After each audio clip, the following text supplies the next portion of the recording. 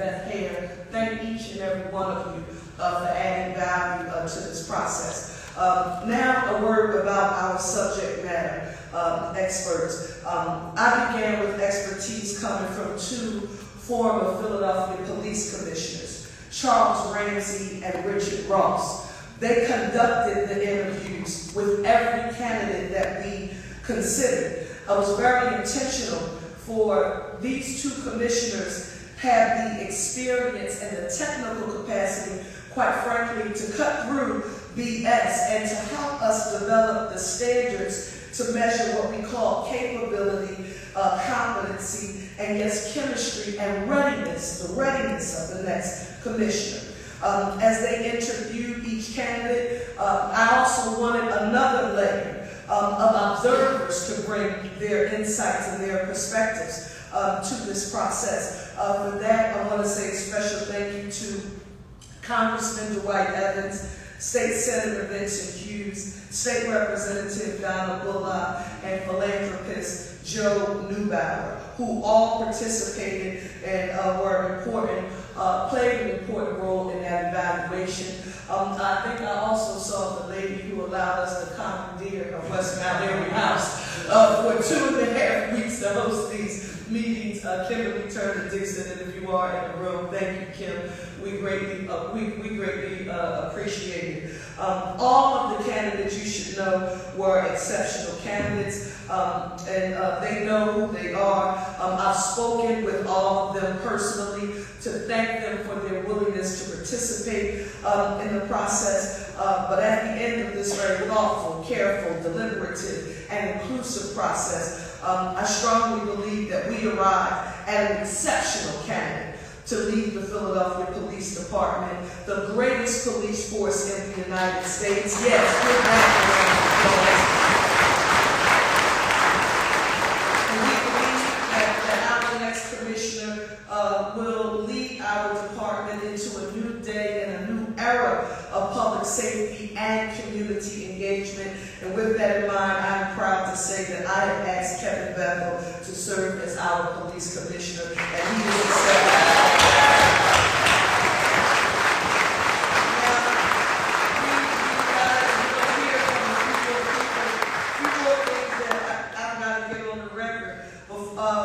The promise of safety comes from the ground up, and while the promise is simple, we're real clear that the lift is heavy, and we can't do it alone. I want you to know that over the last 24 hours, Kevin and I have been meeting with stakeholders who are committed to the success of our city. I want to tell you the groups of people we've met with. We've met with violence prevention and intervention community leaders, the faith-based community, health and human services providers, leaders in both Harrisburg and Washington, including the governor and legislators from both parties we've talked to, all members of City Council, our Council President currently, Darrell Clark, and the leader I'm looking forward to working with, standing to my left. I'm intentional here as well, so thank you, Councilmember Johnson, for being here. The business community and organized labor.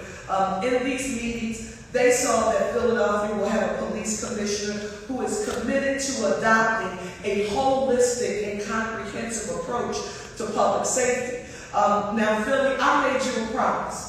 I asked you on the campaign trail that if you would give me the opportunity to become your 100th mayor, I would be unapologetic about making sure that Philadelphia becomes the safest, cleanest, greenest big city in the nation with access to economic opportunity for all.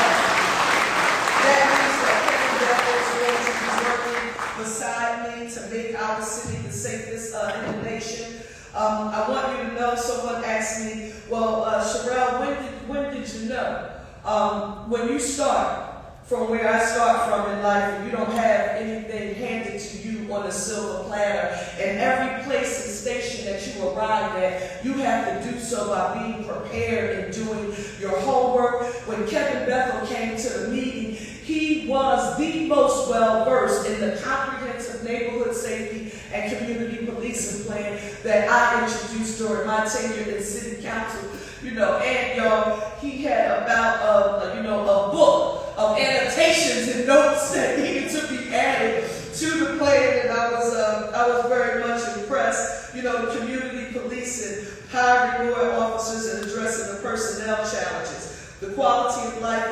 victim and witness services, the community engagement and investment, the mental and behavioral health support, and that whole concept of PI, prevention, intervention, and enforcement.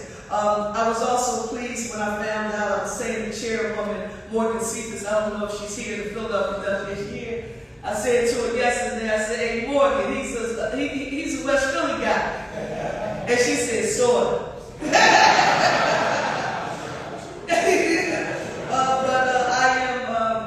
All of this makes him exactly the right candidate to lead the men and women of the Philadelphia Police Department. And is Roosevelt Parker here? Roosevelt, can you come up here, Roosevelt, please? When you heard us talking, Roosevelt, now we're going to try to work this out. You got to stand close when I ask you to be close to us. Come over here, Roosevelt. We need to see you. Thank you. When you heard me talk about the stakeholders that we met with yesterday, I could not get to everyone. They are law enforcement agencies. When you hear me talk about an intergovernmental approach at the local, state, and the federal level, and I didn't know who to call, all of them, and so I called our new president of the FOP, Cherelle Parker, and I said, Roosevelt, we can help you. And I want you to know I'm grateful, but now I want us to hear. And I called Brian Boyer when this happened. I came from a meeting with some law enforcement people, and I had never heard anyone refer to them this way. But I now want you all to hear from our former police commissioner, Charles Ramsey. I was talking to people outside of the city, and I said, oh yeah, Commissioner Ramsey, I'm going to call him. He's one of ours. They called him the Pope of Police. Give it up for our former commissioner, Charles Ramsey.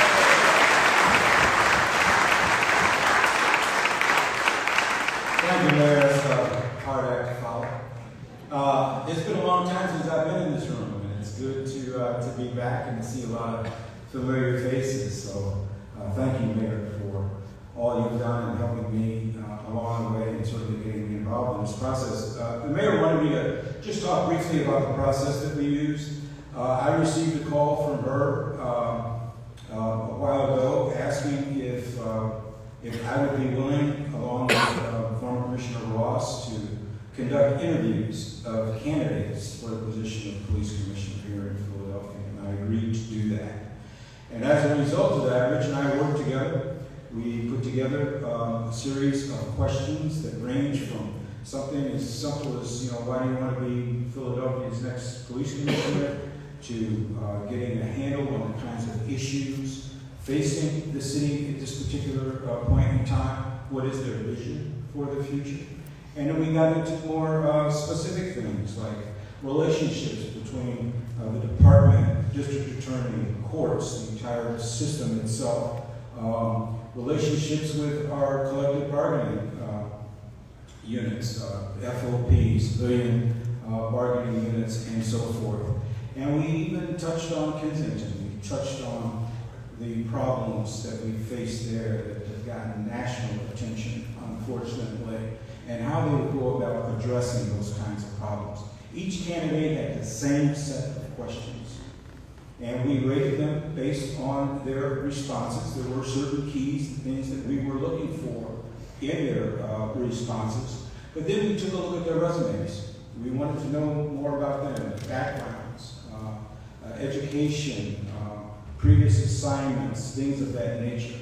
And we used all that to make a final determination of what we call readiness. Philly is not easy.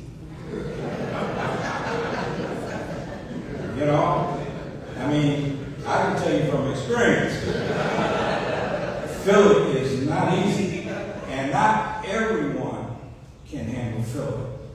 And you can look good on paper.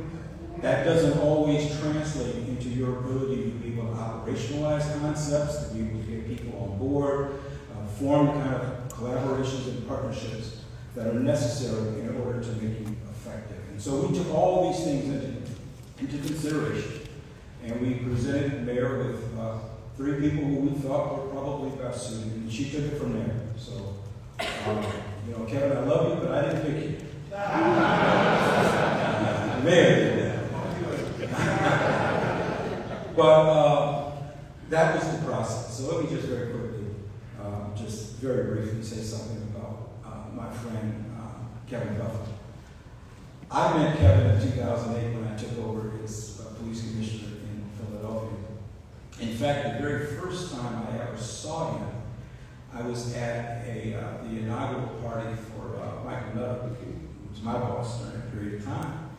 And people coming up, because I'm new, I'm from another city, and people would come up to try to meet you, and they're saying, you know, there's a guy walking around here that kind of looks like you.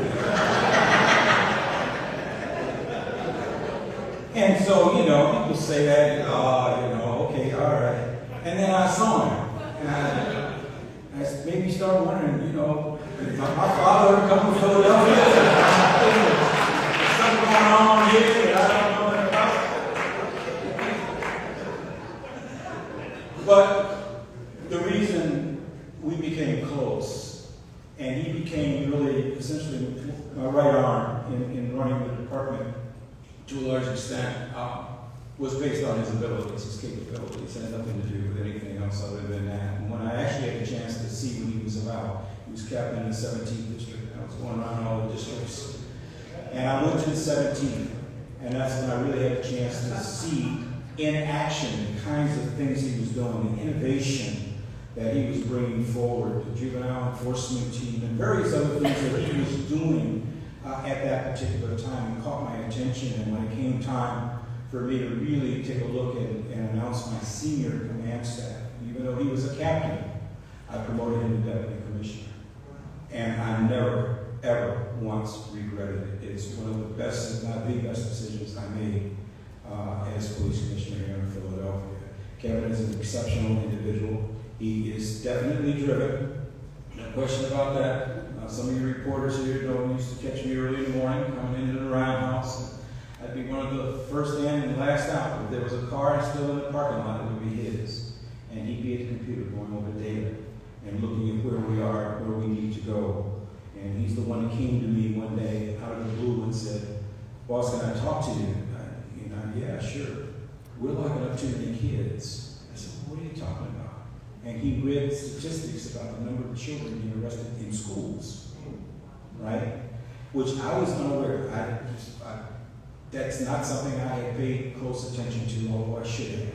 And I asked him, I said, "Okay, what do you plan to do?" And that's when he came up with the idea around diversion and so forth. We gave him the ball, let him run with it. And now it's nationally recognized as a model.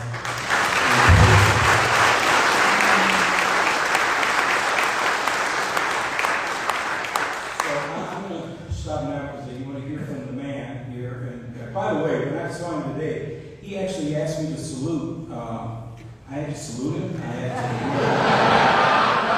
to call him boss. It doesn't take long for people to change. But anyway, it's just great being here with you. I'll be around here for a moment. Let me turn it back over to our mayor.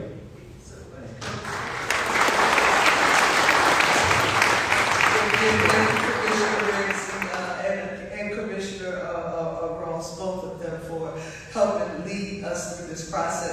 Listen, for this administration and for the citizens of Philadelphia, I believe that Kevin Bethel is our best choice for police commissioner, and I want you to join me in giving a huge round of applause and welcoming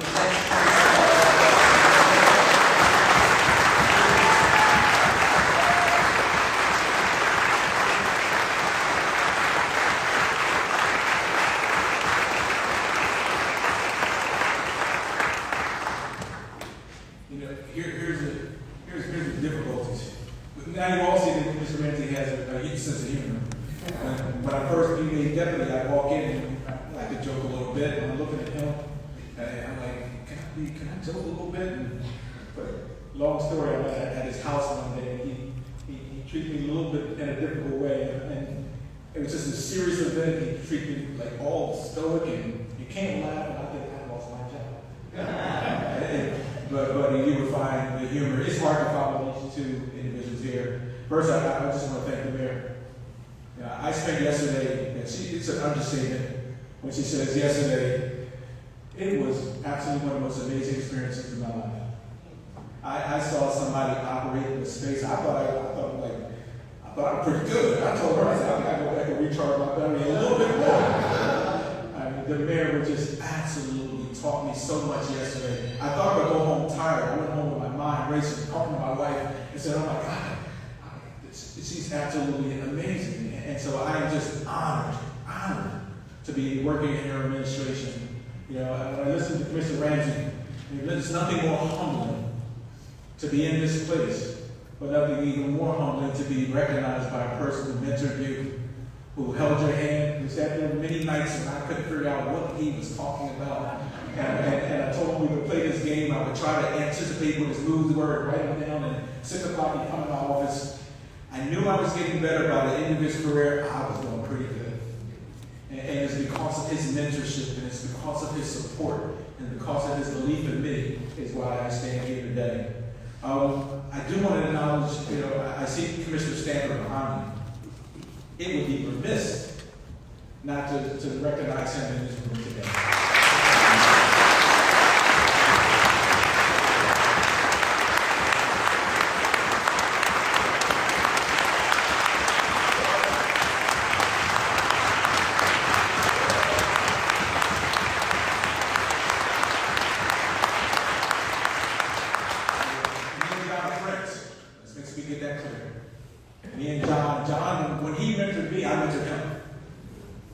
When he told me something, I told him. When John wanted to hear something, he came to my office. And so there's a reason why he stands there in that position today. He did a phenomenal job during a very difficult period. I could not be more proud of him and his team behind him for the work they have done. And John is somebody who I have very much confidence in being part of my administration moving forward. And we'll talk about that later time. But let's just put that on the record. John is an absolute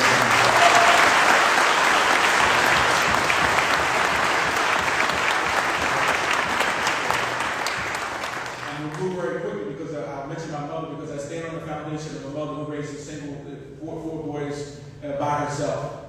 And so Mrs. Bethel was in this room right now. And I appreciate the foundation, and my girls I started crying because you can't cry again, Dad, so I'm not going to cry. Right? But I also have, you don't get here by yourself, right? And so people know me, and they call me and my wife like the Obamas, right? I have a phenomenal wife and 3 beautiful daughters. I also say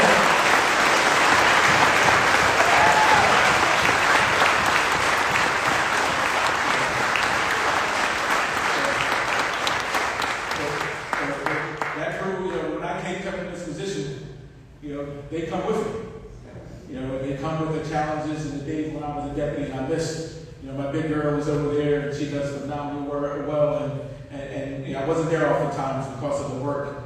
And my baby to the right, y'all watch out for all my girls, and this is my mini me here, so if she comes in your face, then she came from me, right? But also recognizing my wife. She's been my champion for 30 years, always in my corner, always supported me, always making me. And when I made this decision, it wasn't Kevin Bethel's decision, it was Kevin Bethel, my wife and my daughter's decision, and I'm so grateful for that. My pastor brother, the back, many of you know him, Pastor Keith Bethel. I helped raise that young man, so everything he tells you is I committed. But I do want to recognize my brother here. And so let me begin by saying, one of the things that really excited about the work that I'm about to embark on, is really working to bring back the fundamentals. My boss used to say, crime fighters are blocking and tackling. Right? And it's about fighting crime. It's about keeping this city safe. Say that, right? It's okay to say that. And keeping the city safe. Now, I'm a proud Philly cop. I'm proud to be a cop. But we're not your enemy. We're here to serve. We have our issues, and we can address them. And I see back there, many of them in the room I know personally, serve. And I ask you to give us that opportunity to do that, the opportunity to serve you in this space. Right? Give us the opportunity to be what you want us to be. Raise your voices when it needs to be raised. But let us be a part of the community. Let us work with you in that way. I say, how do you do here? For many of you, I spent the last 4 years in the school district. I often tell people, I've been in policing for a long time now. Not as long as this guy back here. You know what I mean? But a long time. And very often you get to step away and then step back in. That stepping away took me down a road and an experience that informs me more today than ever. I walk into a school district, and I used to tell people, I told the mayor, we used to talk about fear of crime. What is the fear? We talk about Orwell, the fear of crime. But then I lived in it. I lived in where kids have been shot in front of my schools. I never thought I would take a job where a kid would be killed at the doorstep of a school. And understanding the impact that gun violence has on our communities, on our children, on our families, and our teachers, and all the community. That represents all of it. So part of what I come back into this space is somebody who has this very much awareness of the impact our service has and the work that men and women can do that, but also having this very understanding of this is an expansive process, a balanced approach. I can sit here and tell you, I don't lock up a 10-year-old child for coming to school with a pair of scissors. But I also can tell you that I'm going to lock up somebody who comes in the store and robs somebody with a gun. And I'm going to talk about locking up somebody who sits and kills people on our streets. We are going to talk about that. I'm going to talk about my mother-in-law who's scared to come out of her door. My mother-in-law has been in her home for 50 years, but scared to come out of her door. Why can she not sit on her step? And so we have a job to do as part of policing. Our job is to enforce the law. The mayor talks about POP, prevention, intervention, and enforcement. It all works together. I'm a clear example of working in an organization. We did all of it. Not just do this, do a little bit of that. Working collectively together to make this work. And so part of why I also was excited about the work that the mayor set for us on this course is having this very much an intergovernmental approach. I look up here, I got so many friends up in this room. Because I thought I knew intergovernmental work until I met the work yesterday. I'm like, oh no, I just nipped on the edges. I wasn't biting and eating at all. But I have so many friends up here because I've always believed in the approach. Peace Not Guns with my friend here before he rose to this place, and I see Jordan here and others as well, is that we need to work together. I'm a data-driven individual, and the boss knows that. Data tells us the when, the where, the why, and the how of where we should put our men and women. Right? So if I sit here and tell you that most of our juveniles are shot in 5 zip codes, then we should use that data to direct our efforts into that space. Right? If I tell you that my kids live in 18 zip codes and most of my kids are shot 2.5 hours after school, within 2 hours of school, 2 miles of school, then we should focus our efforts in those places. And so I look forward to working with everyone in that work. And a prime example of our work and necessary to deal with crisis is really when we look at the Kensington corridor. From the time I walked in the door with the mayor, she set my charge. Right? Hey, what are you going to do about Kensington? I knew going into this space. But I also, before the mayor even brought me into that, I knew the issues. Now, I tell you, I'm in a school district, and I have a school, Convo Middle School, that sits in Clearfield and Kensington, Principal Green, and across the street from Principal Garcia, Willard. And I can't tell you how difficult it is to see that strong principal who runs a school where they used to have 800 kids in it, have 125 in it. I can't tell you how unacceptable it is that I have a school now where I have bulletproof blankets on the windows because someone shot through the glass. I understand the issues of addiction. I understand the need to have this holistic approach. But I will not accept the fact that we allow our kids to be so traumatized, we allow our community to be so devalued, we allow ourselves to get into a place where we don't care about the community. The community has told us what they want.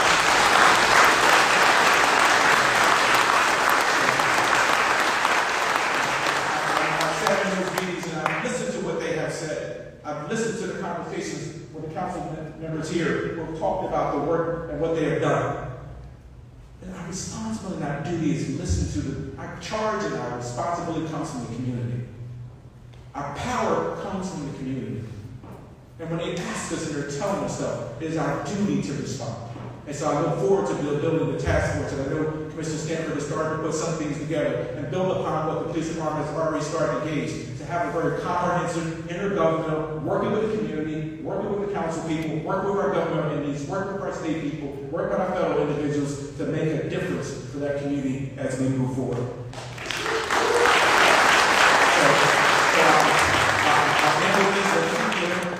The challenges our city faces are significant, but they are solid. Say that again. Let me be clear. The challenges that our city faces are significant, but they are solid. Experience has taught me that the right strategy, the right tactics, and solid solutions will deliver a safe city and make our police department the best police department in the nation. That is our goal, to be the safest city in the United States of America and be the best police department in the United States of America. And we do that with all of you and you representing the community, all of it working together for that charge. I thank you again, Mayor, for this immense opportunity, and I will not fail you. That is my plan.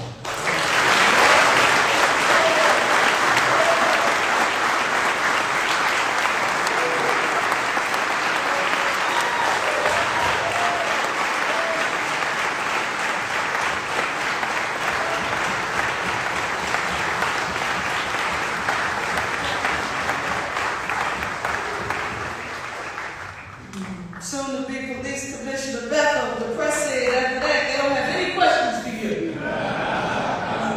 No, let us, 1 second here. Yes, sir.